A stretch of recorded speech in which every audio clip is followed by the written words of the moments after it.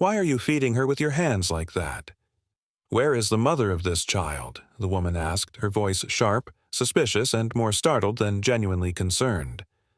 The waitress looked up, caught mid-motion, but her eyes were calm. Her hand paused near the little girl's lips, holding a soft piece of bread soaked gently in soup.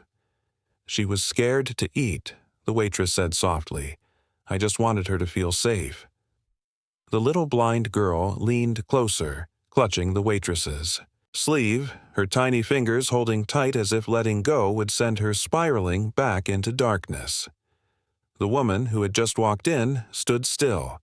Designer heels, silk blouse, tailored coat. Her eyes scanned the scene like it was a puzzle someone had put together all wrong. "You fed her? With your hands?" Her voice faltered now, not out of disgust, but confusion. "Yes, ma'am. I asked her first. She said she could not hold the spoon." For a few seconds, silence hung heavy between them.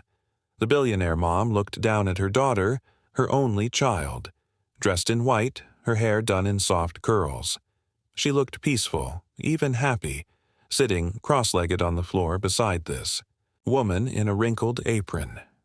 "She is not supposed to be here alone," the mother muttered, shaking her head as if trying to snap herself awake. "Her nanny was supposed to—" "Gone," the waitress said gently. "She left her here. I saw her walk out. She never came back." The mother blinked. Once. Twice. Something shattered quietly inside her. She stepped closer. "She just left?" Your daughter waited for almost an hour. Everyone ignored her. She was scared. I asked if she was okay. She said she was hungry, but did not know how to eat. The little girl, no older than 5, reached out and touched the waitress's cheek. She told me her name. Nobody else did. The billionaire mom froze. Her breath caught in her chest. "What is your name?" she asked. Eyes locked on the woman now. "Nia. You stayed with her this whole time?" "Yes. She asked me not to go." The mother knelt down now, eye level with her daughter. "Sweetheart, why didn't you call for help?" "I did. Nobody came." But she heard me. Nia looked down, unsure how to respond. The billionaire mom did not know what to feel. Shame, guilt, anger, relief. It all mixed into something heavy and quiet. Her daughter had been abandoned. And not one person in this expensive place had done a thing. Except her. "You should not have had to do this," the mom said quietly to Nia. "Maybe not," Nia replied, brushing the girl's hair gently away from her eyes. "But someone had to." The mom looked around. No one else had noticed. Or cared. She sat on the floor now, next to her daughter, next to Nia.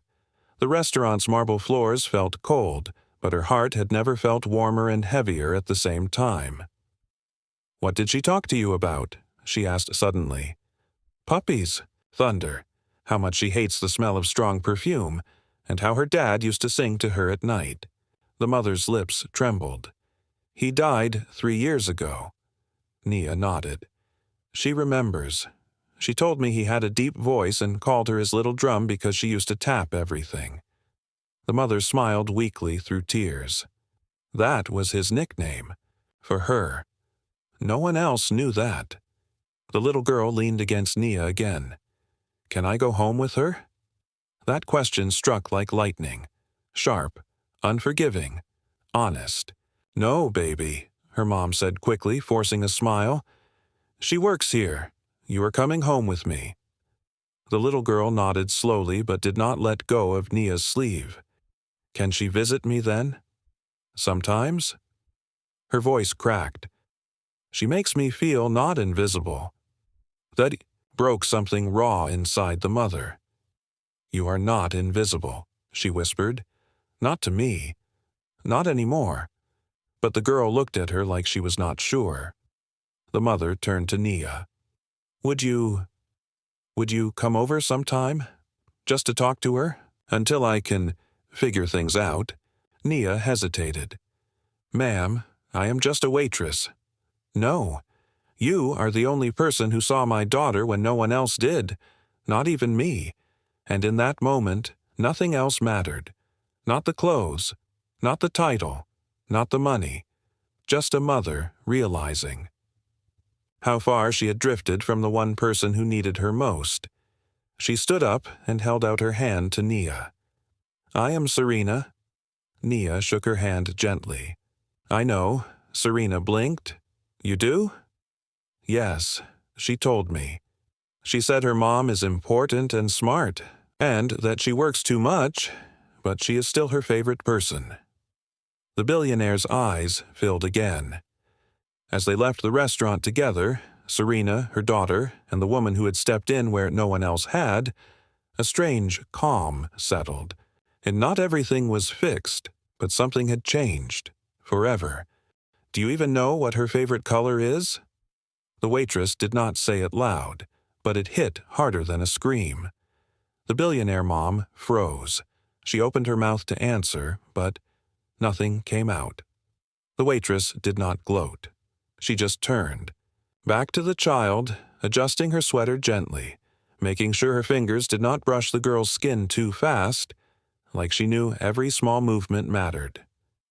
I do not, the mom finally whispered. The waitress nodded, her voice soft, still, focused on the child. That is okay. It is not too late. There was no judgment in her tone, just something more dangerous. Truth. The little girl was playing with the corner of the waitress's apron now, her head resting on her lap like it was the most normal thing in the world. Every day she comes here, she orders the same thing, the waitress said, glancing up for a second. Not because she loves it, because she knows it is easy for you to approve. The billionaire's jaw tensed. She almost denied it. But how could she? That girl is starving, the waitress continued. Not for food, for someone to see her. Back at the mansion, the silence was unbearable. She watched her daughter from the doorway that night, blind eyes facing the window, small hands folded in her lap. She did not knock. She just stood there. I am not mad, the girl said suddenly. You can come in. She stepped in slowly, sitting at the edge of the bed, careful not to get too close. You smiled today, she said. Like, really smiled. The girl nodded. Because of her? Another nod. What is it about her that made you feel safe? The girl thought for a long time. She talks to me like I am real, like I am not broken. That sentence broke the mother in half. Next morning, she went back to the diner. Same waitress, same apron, same soft voice. Only this time, the billionaire was not standing. She sat at the counter like everyone else. No assistance? The waitress asked, pouring. Coffee. No mask, the mom replied. A pause, then a small smile from the waitress. That is new. They sat in silence for a few seconds until the billionaire finally said, I want to know how to fix this. The waitress put down the pot. She does not need fixing. She needs presence. I do not know how to be that. I only know how to provide. The waitress looked her straight in the eye. Then learn. Simple. Brutal. True. Your daughter is incredible, the waitress said. She tells stories. She sings little songs. She remembers people's names. She is not lost. She is just unheard. The billionaire felt tears prick her eyes, but blinked them back. Do you have kids? No, she said. But I was one. And in that single line, 100 invisible stories were told. That evening, the billionaire came home and sat on the floor. Not on the couch, not at her desk, on the floor. Her daughter was building something with blocks. She could not see them, but she stacked them by feel. What are you making? The mom asked. A tower, so tall it can touch the clouds. Can I help? The girl paused, then slowly handed her a block. But only if you do not tell me what it looks like. Just feel it. The mom closed her eyes, and for the first time in forever, She did. Back at the diner, the staff were whispering. "Do you know who she is?" "Yeah, but she does not act like it. She came back twice this week. I heard she tipped that lady enough to pay rent." But the waitress was not interested in gossip. She just kept doing her job. Until one day the billionaire came in and asked, "Would you have dinner with us?" The waitress blinked. "Us? My daughter and I. She misses you." There was a long pause before she answered. "Only if we eat here. Not your fancy house. This place is safe." And the billionaire agreed, because for once it was not about impressing someone. It was about learning from them. At dinner, the girl told stories, wild, funny, strange ones. The waitress listened with her whole face. The mom just watched them. A child who had never laughed so freely. A waitress who had never asked for anything. And a mother who was starting to listen. After dinner, as they walked out, the billionaire turned to the waitress. "I want to do something for you." The waitress shook her head. "You already are." "No, I mean real change. What are you passionate about?" The waitress looked surprised, then quiet. Finally she said, "I always dreamed of starting a home for blind kids, like my grandmother raised me. But dreams are expensive." The billionaire reached into her purse, then stopped. Instead, she took out her card. "Come to my office tomorrow." Not as a favor, as a partner.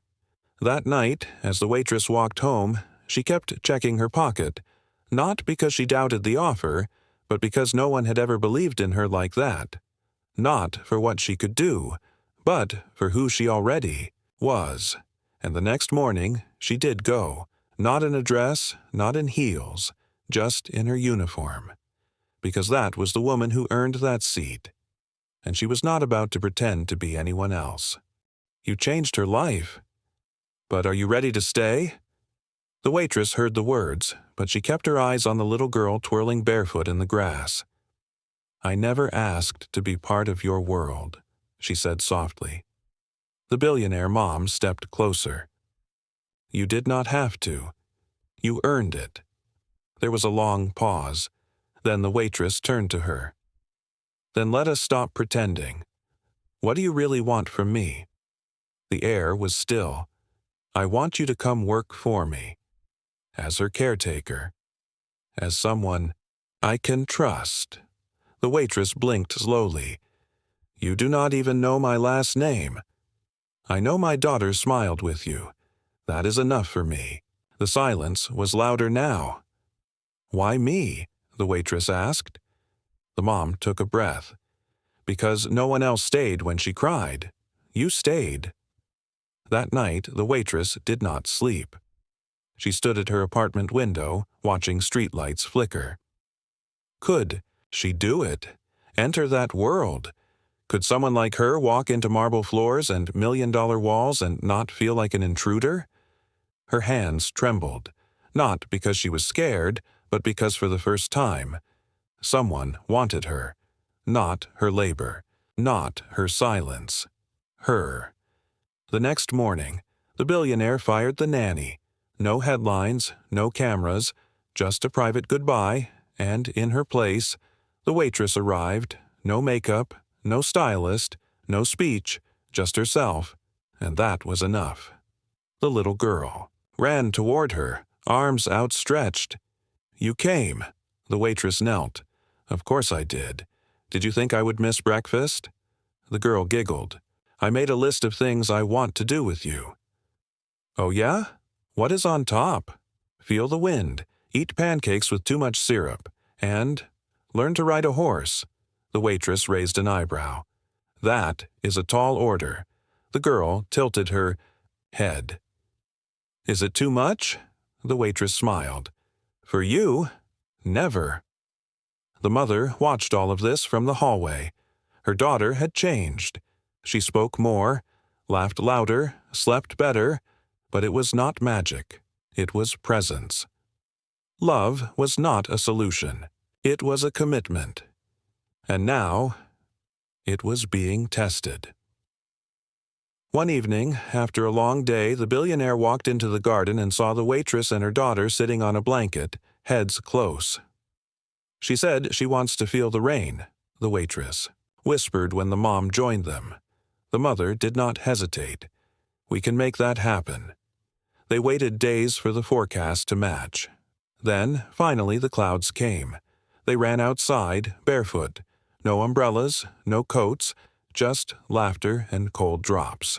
On warm skin, the little girl stretched her arms and turned her face toward the sky. "I can feel it.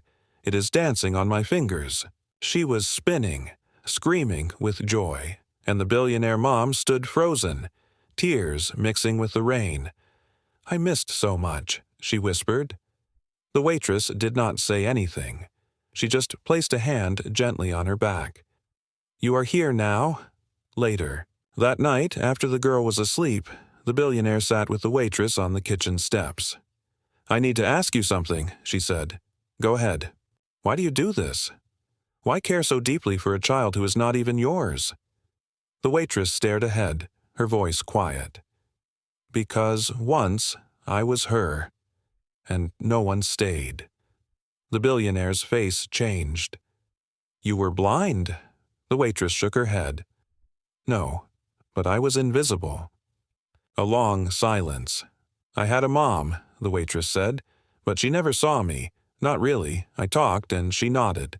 I cried, and she turned up the TV. And your dad," the billionaire asked gently, "left when I was 2. I do not remember." His voice. The billionaire leaned back. "You remember the feeling, though, right?" The waitress nodded. "Yeah, the emptiness." The next few weeks passed like seasons changing. The little girl was thriving. She helped in the kitchen. She learned new songs. She hugged more, laughed more. But with change came fear. One night she asked, "Will she leave too?" The billionaire froze. "Who?" "Her," the girl whispered. The billionaire pulled her close. "She is not leaving." "But people always leave," the girl said. "They smile and they hug me, and then they go." The billionaire's heart cracked. "I will not let her go. I promise." That night the billionaire went to the waitress. "I need to offer you something real," she said. "Security, a future, something that makes you stay." "I am not here for the money," the waitress replied. "I know, that is why I trust you." "A beat. I want to fund that center you talked about, the home for blind kids. I want to build it, not in my name, in yours." The waitress stared at her. "Why would you do that?" "Because people like you build futures quietly. I just want to give you a microphone." The media caught wind. Photos of the billionaire mom and the former waitress spread everywhere. People were skeptical. Is it a publicity stunt? Why her? What does a waitress know about special needs? But the mom stood firm. She knows love, and that is more than most experts. And for the first time, the billionaire mom did not flinch from public judgment. She stood tall, beside the woman the world thought was small, because she had seen the truth, the real value, not in wealth, but in witnessing someone. Then came the test. A news outlet dug up the waitress's past. She had dropped out of high school, raised by her grandmother, worked 2 jobs since she was 16, no college degree. Reporters started circling. A PR rep warned, "She is a risk to your reputation." The billionaire mom only smiled. "She is the reason my daughter is healing. If she is a risk, I will take her over every expert you can buy." And that became the story. Not shame, but strength. At the next press conference, the billionaire brought the waitress up to the stage. She held the microphone, but her voice was steady. "This is the woman who gave my daughter back to me. This is the woman who taught me how to be a mother. I do not care what the world calls her. I call her family." The waitress had never stood on a stage, but she stood taller than ever before. and the little girl sitting in the front row clapped louder than anyone. "I do not want to go to school alone. Can she come with me?" the blind girl asked softly. "Just until I get used to it again?" The billionaire mom paused mid-sip of her coffee. Her eyes moved to the waitress who was zipping up the little girl's lunchbox with calm, practiced hands. Before the mother could answer, the waitress knelt beside the girl and said gently, "Of course I will come with you, as long as you need." That moment was quiet. No audience, no applause, just a promise, softly made and deeply meant. The first day at school was hard, not because of the building or the books, but because of the stairs. Some kids were kind, others whispered. But the girl stood tall, cane in hand, as the waitress walked beside her. At recess, one boy asked loudly, "Why does she have that stick?" Another said, "Is she sick or something?" The little girl looked down. The waitress placed a steady hand on her shoulder. "Tell them," she whispered. The girl took a breath. "I'm not sick. I just see things differently." There was silence. And then a slow clap from the edge of the group. It was a girl from another class. "That is actually really cool." Others followed. That night, the billionaire mom sat at the dinner table, speechless as her daughter described.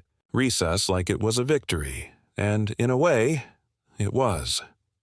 Weeks passed, then months. The blind girl learned how to navigate hallways with confidence. She started answering more questions in class. She joined the choir. She even sang a solo, and every time she took a step, the waitress was right there, never in front, never behind, but beside her, quiet, steady, constant. But change, even the good kind, is never simple. One afternoon, the billionaire mom received a call from the school counselor. "Your daughter had a tough moment today." "What happened?" the mother asked. She overheard some kids saying she only gets attention because she is different, and that the waitress is her real mom. The words cut deeper than expected. When the mother got home, she found her daughter curled up on the couch. "They are wrong," the mom said softly. The girl sat up, her eyes wide. "About which part?" The mother knelt. "All of it. But she does feel like my real mom sometimes." The billionaire took a long breath. "I know, and you know what? That is okay." That night, the mother went to the waitress. They sat on the balcony, the city lights blinking in the distance. "She is starting to wonder who really raised her," the mom said, her voice trembling. The waitress looked down. "She is not wrong." The silence felt heavier than words. "She is yours," the mother added. The waitress finally looked up. "And she is yours too. We just met her at different times." The next morning, the billionaire walked into the kitchen and slid an envelope across the table. The waitress stared at it. "What is this?" "Your full scholarship, university, psychology, childcare. You choose." The waitress froze. "You are giving me college?" "No," the mother said. "I am giving you your future." The waitress opened her mouth, but no words came. "Why?" she finally whispered. The mother did not hesitate. "Because you saved my daughter when I did not even know she needed saving. And maybe you saved me, too." The months that followed were busy. The waitress took night classes. She studied between preparing meals and helping with homework. She carried textbooks in one arm and laundry in the other, but she never dropped the most important thing, her role in the girl's life. And the girl, she bloomed. She learned to braid her own hair by touch. She memorized entire poems. She even taught other students how to read Braille. She was no longer just the blind girl. She was her, fully herself. On graduation day, the billionaire mom waited in the audience, hands clasped, heart racing. When the waitress walked across that stage, diploma in hand, there was no cheering section. Just two people clapping like their lives depended on it. One was a little girl in dark glasses. The other was a mother with eyes full of tears. 2 years later, that same waitress, now officially a licensed therapist, opened a center for children with disabilities. The first of its kind in the city. It was not flashy, no gold walls, no red carpets, but it had warmth and purpose and honesty. On the first day, a nervous little boy walked in with his parents. He had trouble speaking.